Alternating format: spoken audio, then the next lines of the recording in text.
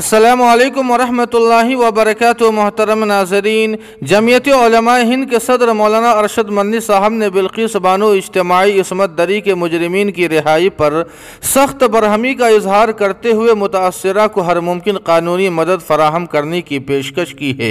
मौलाना अरशद मदनी साहब ने कहा है कि जब तक बिल्किस बानो बज़ाते खुद अदालत से रुजू नहीं करेगी तो किसी भी तंजीम या जमात की जानिब से दाखिल अर्जी पर अदालत समाअत करने से इनकार कर सकती है।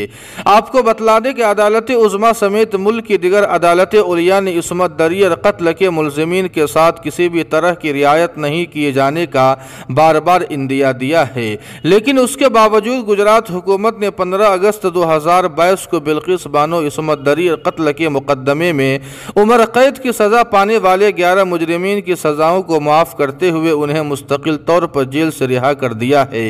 मुजरिमीन की रिहाई के बाद से ही इंसाफ पसंद तबका फिक्रमंद और मुतासरा बिल्किस बानो को शदीद तकलीफ हुई है और उसने उसकी हिफाजत के लिए कोर्ट और हुकूमत से अपील भी की है। नाज़रीन किराम, अब देखना यह होगा कि आया सुप्रीम कोर्ट इस अहम मामले में अज खुद नोटिस लेगी या नहीं।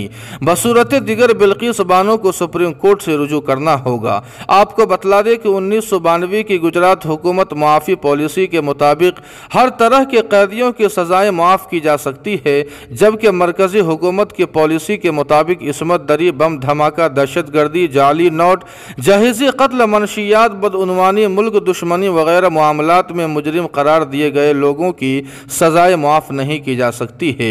उसके बावजूद गुजरात हुकूमत ने इस्मत दरी और कत्ल के मुजरिमों की सज़ाएँ माफ़ कर दी है, जो कि सरासर गलत और नाइंसाफ़ी है। अल्लाह पाक बिल्किस बानो के साथ रहमो करम और इंसाफ का मामला फरमाए।